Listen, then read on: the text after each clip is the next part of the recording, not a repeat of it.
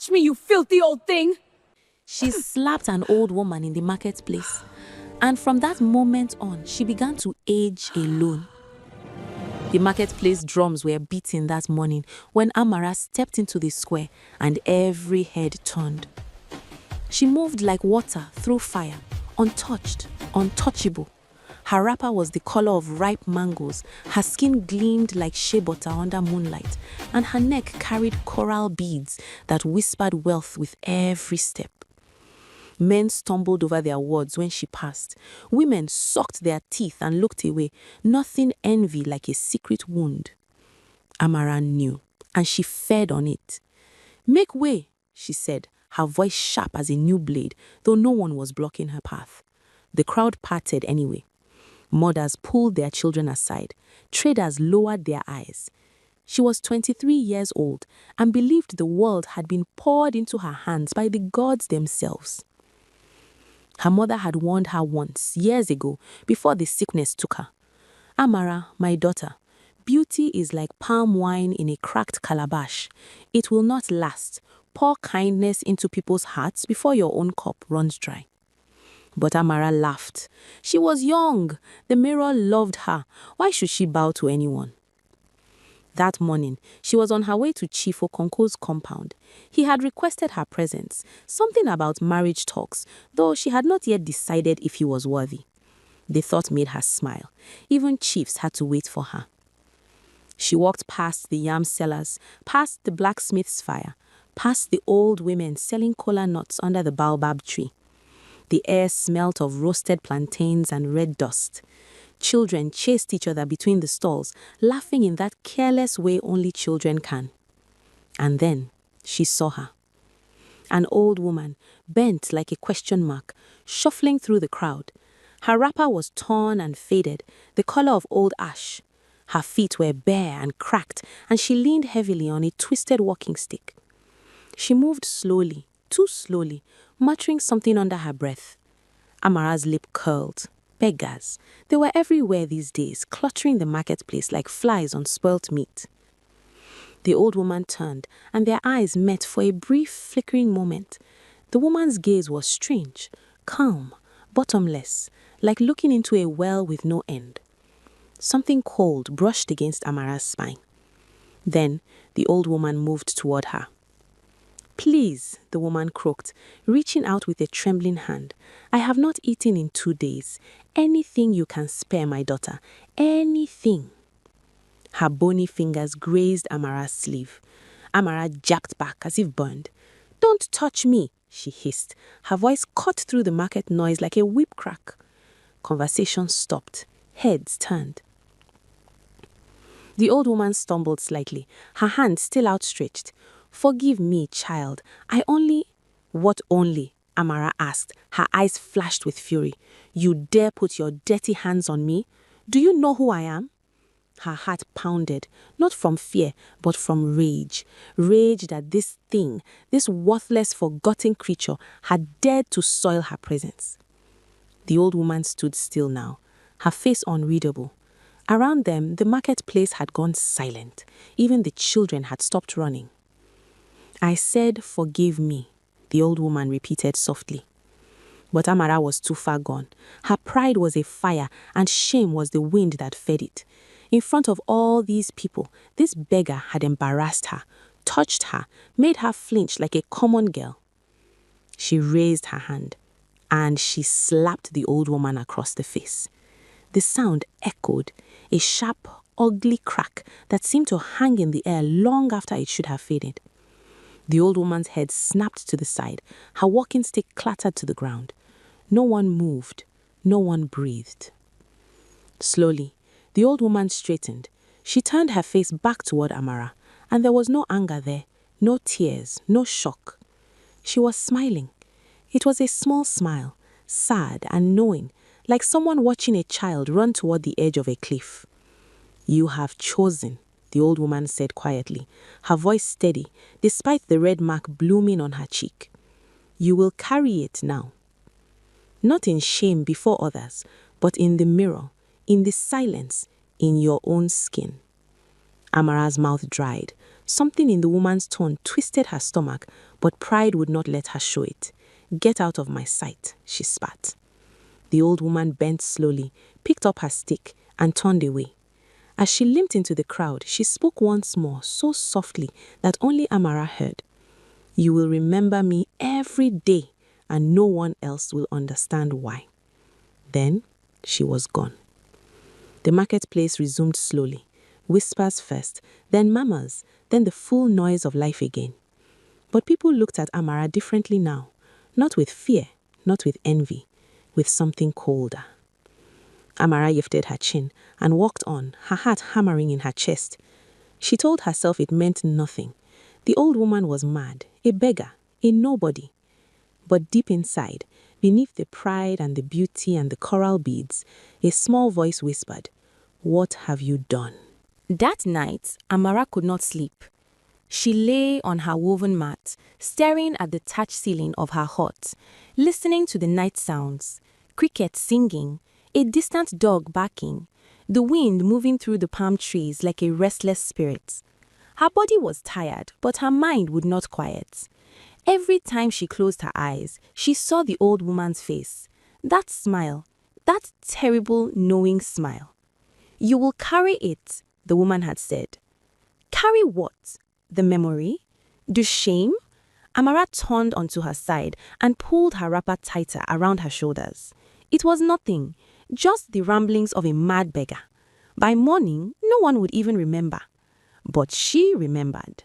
She remembered the sound of the slap, the way the crowd had gone silent, the way people had looked at her afterward, not with admiration, but with something that tasted like pity.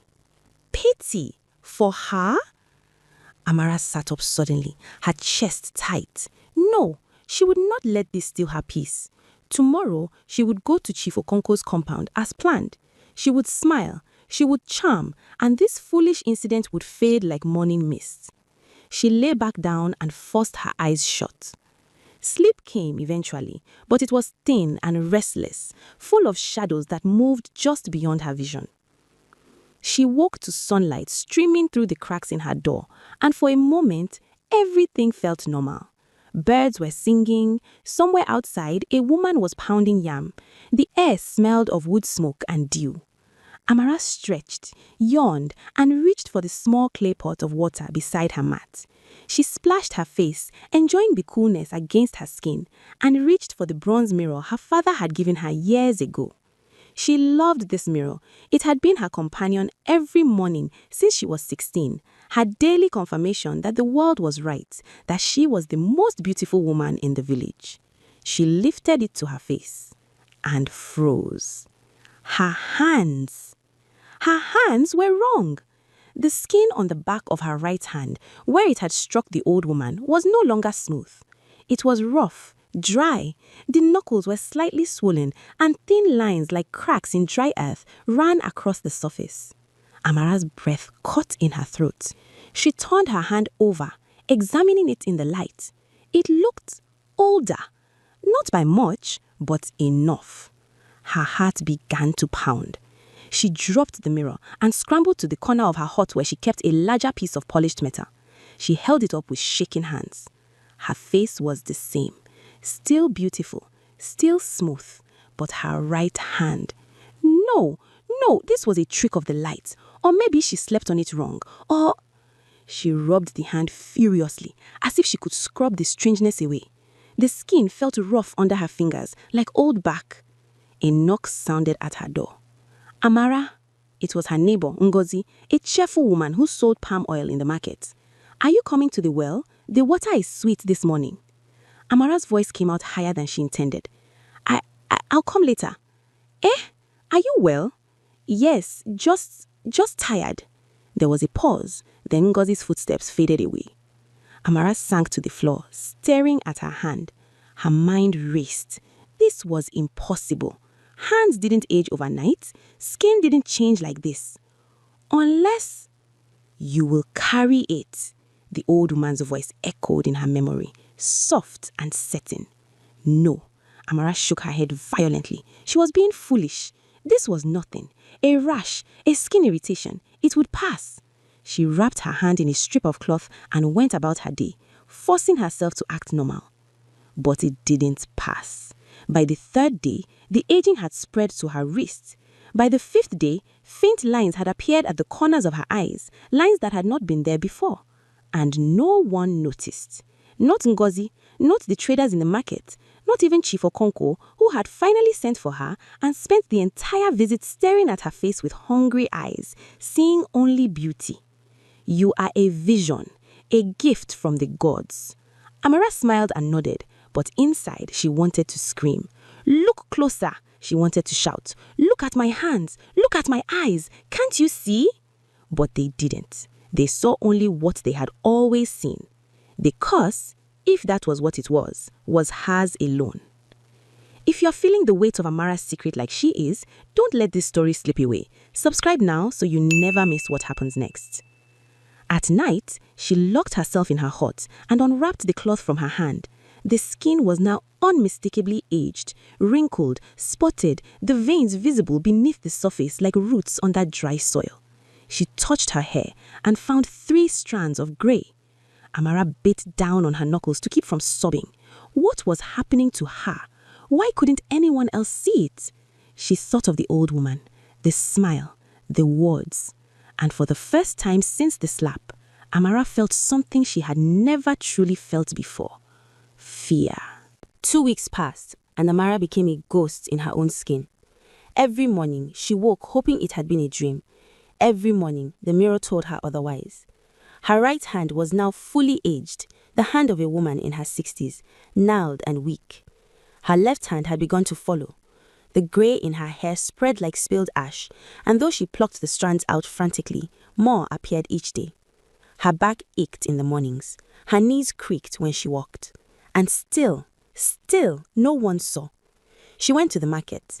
She visited Chief Okonkwo. She spoke with neighbors. They all looked at her the same way, with admiration, with desire, with envy. It was maddening. One evening, she stood before her large metal mirror, naked and trembling. Her face was still young, but her neck had begun to loosen. Her shoulders were thinner. Her stomach, once taut and proud, now sagged slightly, as if her body was slowly collapsing inward. She looked like 2 people stitched together, youth and age, beauty and decay. Why? She whispered to her reflection. Why me? But the mirror had no answers. She began asking questions, carefully, quietly. Ngozi, she said one day at the well, her voice light. Do you remember that old beggar woman? The one in the market 2 weeks ago? Ngozi frowned, adjusting the clay pot on her head. Which one? There are so many. The one Amara stopped herself. The one who was near the yam sellers. She had a walking stick. She looked strange. Ngozi shrugged. I don't remember. Why? No reason. But Amara's heart sank. She asked others, the blacksmith, the palm wine tapper, the woman who sold kola nuts. No one remembered the old woman. Or if they did, they remembered her only as a shadow, a vague shape in the crowd, nothing more. It was as if she had never existed, or as if she had been meant only for Amara. Desperation crept in like flood water. Amara visited the village herbalist, a wiry old man named Udoka, who lived on the edge of the forest. His hut smelled of dried roots and smoke, and bones hung from the ceiling on thin strings, clacking softly in the breeze. I need help, Amara said, her voice tight.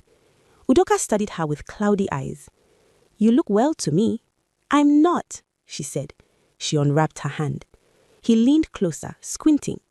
Then he sat back, shaking his head. Your hand is fine. It's not, Amara's voice cracked.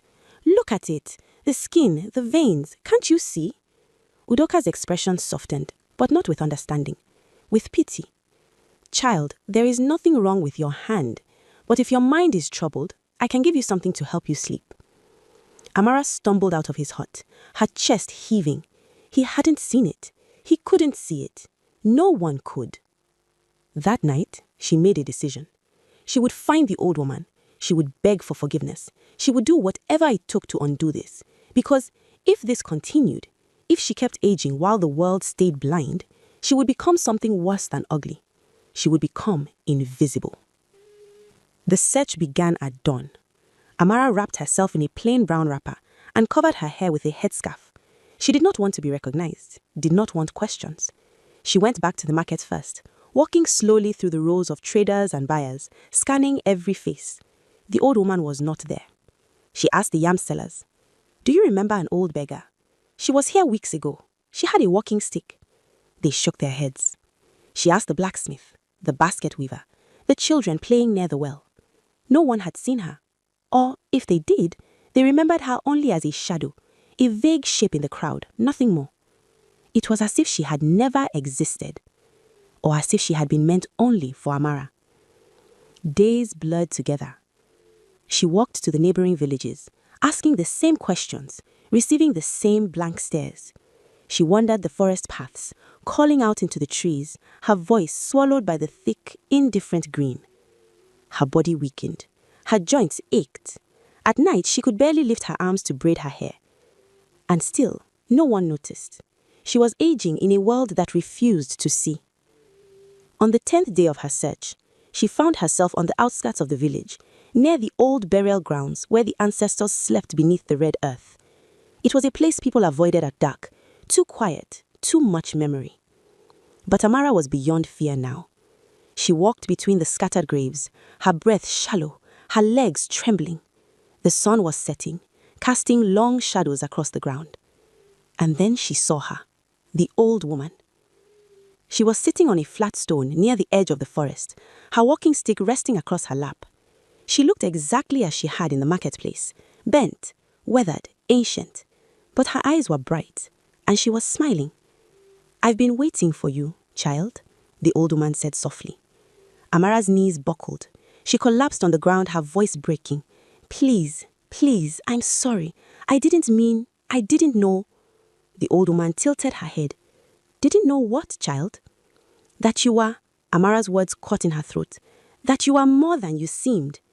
The old woman's smile widened, but there was no cruelty in it, only sadness.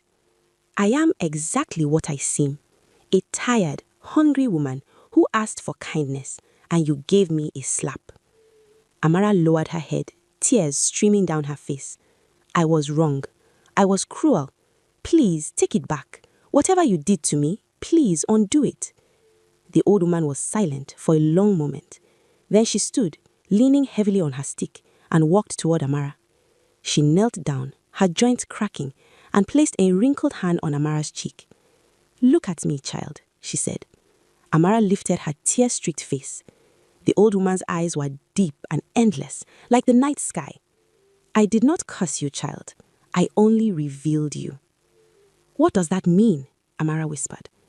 "You struck me because you believed I was beneath you, because you thought beauty made you better.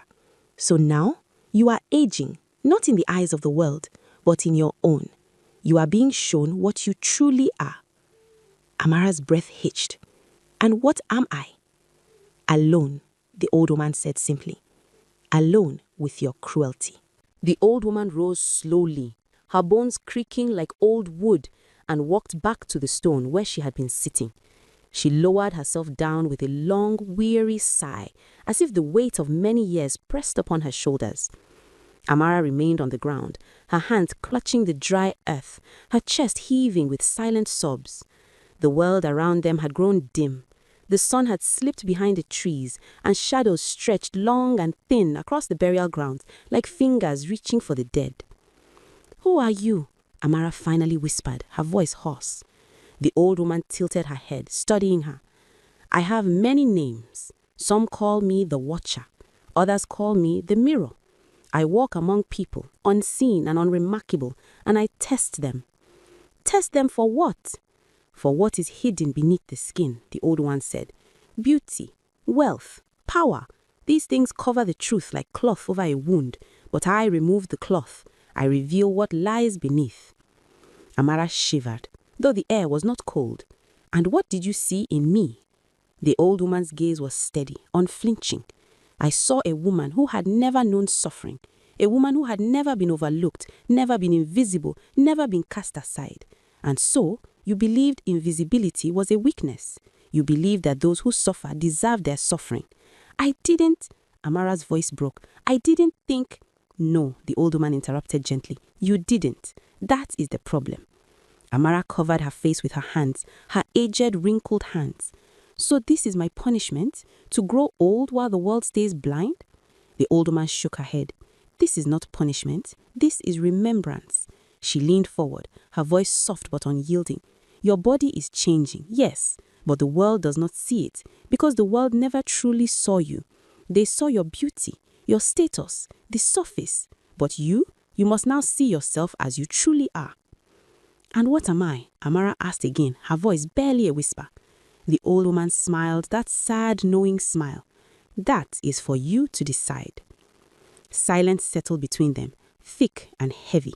Somewhere in the distance, a night bird called out, its voice lonely and low. Amara's mind raced. She thought of all the people she had dismissed, all the beggars she had ignored, all the times she had walked past suffering without a second glance. She had believed herself untouchable, above it all. And now she was being devoured by her own reflection. What do I do? She asked, her voice small, childlike. The old woman stood once more and walked toward her. She placed her walking stick on the ground and knelt before Amara, their faces level now. I will give you a choice, but you must choose carefully, because once it is done, it cannot be undone. Amara's heart hammered in her chest. What choice? The old woman held up her two gnarled fingers. First choice, I take away the curse. Your body returns to what it was, your beauty restored, your youth returned. But, she paused, her eyes sharp, you will forget. You will forget this moment. You will forget me. You will forget the lesson, and you will go back to being the woman you were before. Amara's breath caught. To be beautiful again, to be admired, to be whole, but to forget. And the second choice? She asked, her voice trembling. The old woman lowered her hand. You keep the curse. You continue to age, but slowly, slowly enough that you will live a long life, slowly enough that you will see many things, and you will remember everything, every moment, every lesson, every slap. Amara stared at her. So I stay like this, aging, alone? Not alone, the old woman said softly. You will be seen by those who matter. The broken, the forgotten, the invisible. They will see you, and in time, you will see them. Amara's throat tightened. But no one else will? No one else will need to. The choice hung in the air between them like smoke. Amara closed her eyes. She thought of all her old life, the admiration, the power, the way people stepped aside when she walked. She thought of Chief Okonkwo's hungry gaze, of Ngozi's envy, of the way children whispered her name in awe. She could have it all back. She could forget this nightmare. She could be beautiful again. But she would also forget why it mattered. Amara opened her eyes and looked at the old woman, truly looked at her. Beneath the wrinkles and the torn wrapper and the bent back, there was something else, something patient, something eternal. If I forget, said Amara slowly, will I hurt someone else? The old woman did not answer. She didn't need to. Amara's chest tightened. She thought of the marketplace, the slap, the sound it had made, the way the old woman had smiled, even as her cheek burned red. Amara's mother's words, spoken years ago. Pour kindness into people's hearts before your own cup runs dry. Her cup had run dry. She had poured nothing, and now she was paying the price. But if she forgot, if she went back, she would do it again. Maybe not to the same woman, but to someone, to anyone who reminded her of her own fear of being forgotten. I choose to remember, Amara said, her voice steady. The old woman's expression did not change, but something flickered in her eyes, something that might have been approval or relief. Then it is done, she said. The old woman stood and raised her walking stick. She tapped it once against the ground, and a strange sound filled the air, a low hum like distant thunder or the vibration of a drum deep in the earth. Amara felt a shift inside her, subtle but undeniable. The aging did not stop, but it slowed. Her ache in her bones eased slightly. Her breath came easier. But the wrinkles remained, the grey hair remained, the truth remained. You will grow old, but you will grow wise. And when your time comes, you will leave this world knowing that you have lived it fully. Amara nodded, tears streaming down her face. Not tears of sorrow, but of something else, something clean. The old woman turned to leave, but Amara called out, "Wait!" The old woman paused behind her. "Will I ever see you again?" The old woman glanced back over her shoulder, and for the first time, she smiled a smile that was not sad. "You see me every day, in every beggar, in every forgotten face, in every person the world refuses to notice." And then she was gone. Not vanished, just gone, as if she had simply walked into the night and became part of it. Amara sat alone among the graves, her body tired, her heart heavy, but no longer hollow. For the first time in her life, she felt real. Amara did not return to her hut that night. She stayed among the graves until the moon rose high and full, casting silver light across the red earth. The ancestors were quiet. The forest breathed softly around her, and for the first time in weeks, she felt something close to peace. But peace, she would learn, was not the same as comfort. When she finally stood and began the slow walk back to the village, her legs trembled, her back ached, her hands, her old withered hands, clutched her wrapper tightly against the cool night air. She moved through the darkness like a shadow, unseen and unnoticed, just as the old woman had said. You will be seen by those who matter. But who mattered now? The village was asleep when she arrived. The huts were dark, the cooking fires reduced to glowing embers. Somewhere, a baby cried softly, then quieted.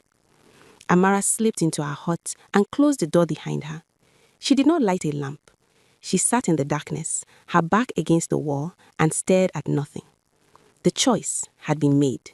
The curse, no, the truth, would remain with her. She would age, she would remember, and the world would continue to see her as it always had, beautiful, untouchable, young. But she would know. And that knowing was a weight heavier than any she had ever carried. The next morning, Amara rose to the sound of Nongozi's voice outside her door. "Amara, are you still sleeping? The market is already full." Amara rose slowly, her joints stiff. She wrapped her hands in cloth, covered her graying hair with a scarf, and opened the door. Ngozi stood there, smiling brightly, a basket of oranges balanced on her head. "Ah, there you are. I thought maybe you are sick. You've been so quiet lately." Amara forced a smile. "I'm fine." Ngozi's eyes swept over her, saying nothing. "Good.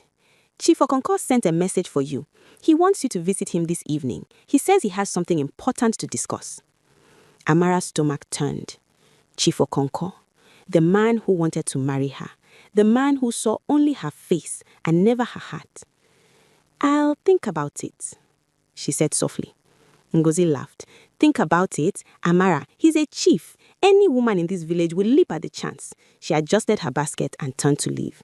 "Don't take too long, oh. A man like that won't wait forever." Amara watched her go, her chest tight. A man like that won't wait forever. But what kind of man was he really? A man who wanted beauty? A man who wanted possession? A man who had never once asked her what she dreamed of, what she feared, what she carried in her heart. And she had been willing to marry him because he was powerful, because it would raise her status, because it would confirm what she had always believed, that she was special. But she wasn't special. She was just a woman who had never been tested. Until now. That evening, Amara did not go to Chief Okonkwo's compound. Instead, she returned to the marketplace. She moved through the crowd slowly, her eyes scanning the faces around her. For the first time, she truly saw them. The mother with a crying baby strapped to her back, exhaustion etched into every line in her face. The young boy selling roasted plantains, his clothes too big, his eyes too old. The elderly man sitting in the shade, forgotten, his hands folded in his lap. She saw them. And they saw her, not as Amara the Beautiful, but just another woman passing through. It was strange, painful, liberating. She stopped in front of the old man and knelt down beside him. "Are you hungry, father?" she asked softly. He looked at her with rheumy eyes, surprised. Yes, my daughter. I have not eaten today." Amara reached into the small pouch she carried and pulled out a few coins. She pressed them into his hand. "Buy yourself something warm." The old man stared at the coins, then at her, his eyes glistening. Thank you, he whispered. May the ancestors bless you. Amara smiled, a small, sad smile. They already have. Over the following weeks, Amara's life changed in ways no one else could see. She stopped visiting Chief Okonkwo. She stopped wearing her finest wrappers. She stopped seeking admiration. Instead, she sought the invisible. She brought food to the beggars in the market. She sat with the sick where no one else would. She listened to the stories of the elderly, the forgotten, the overlooked. And slowly, something inside her began to shift. The aging continued. Her hair grew whiter, her skin grew thinner, but her heart grew larger. She began to understand what the old woman had meant. You will be seen by those who matter. The broken saw her, the forgotten saw her, and in their eyes, she was not beautiful. She was kind. One day, a young girl approached her in the market. The girl was thin, her eyes wide and nervous. Are you the woman who helps people? She asked quietly. Amara blinked. I try. The girl bit her lip. My mother is sick, very sick. No one will help us because we have no money. But I heard you don't ask for payment. Amara's chest tightened. She thought of her mother, years ago, wasting away with sickness while others turned their backs. Take me to her, Amara said. The girl's home was a small crumbling hut on the edge of the village. Inside, her mother lay on a thin mat, her face pale, her breathing shallow. Amara knelt beside her and felt her forehead. Fever, and something worse, an infection perhaps, or exhaustion that had gone too long untreated. I'll find the herbalist and I'll pay for the medicine. The girl's eyes filled with tears. Thank you, thank you. Amara stayed with them through the night, bathing her mother's forehead with cool water, speaking softly to her, holding her hand. And when her mother's fever finally broke just before dawn, she opened her eyes and looked at Amara. Who are you? She whispered. Just a woman who remembers. Months passed, then a year, then 2. Amara's transformation was complete.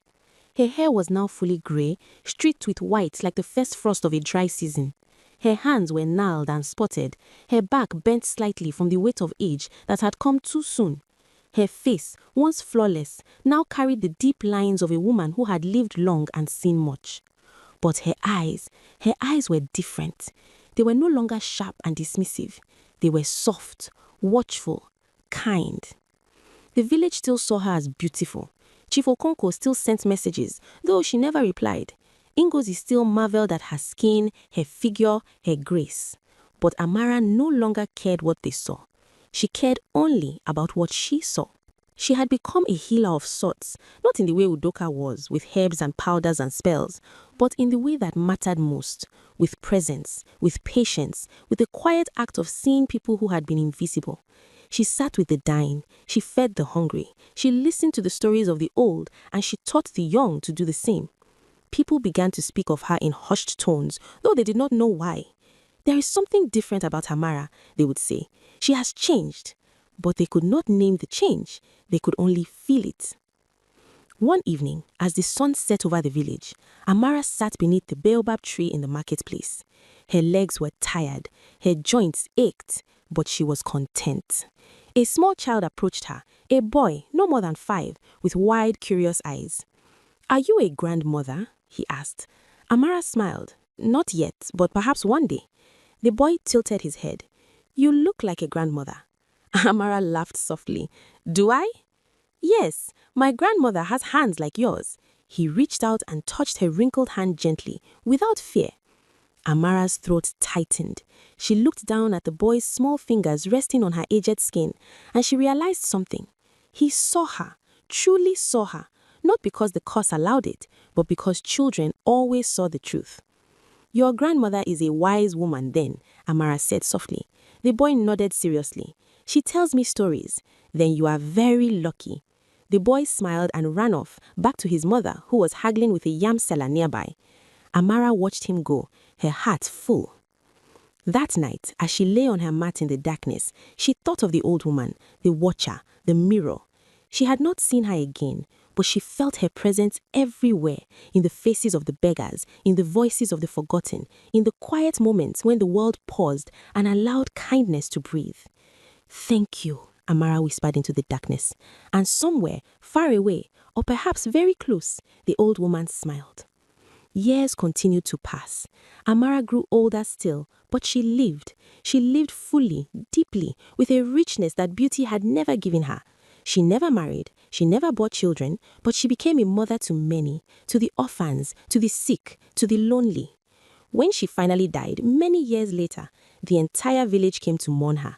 They could not explain why her loss felt so heavy. After all, she was just a woman, beautiful, yes, but that was all they remembered.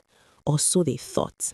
But the children remembered, the beggars remembered, the forgotten remembered, and in their hearts, Amara lived on, not as the woman who had once been cruel, but as the woman who chose to remember. Cruelty does not always return with thunder.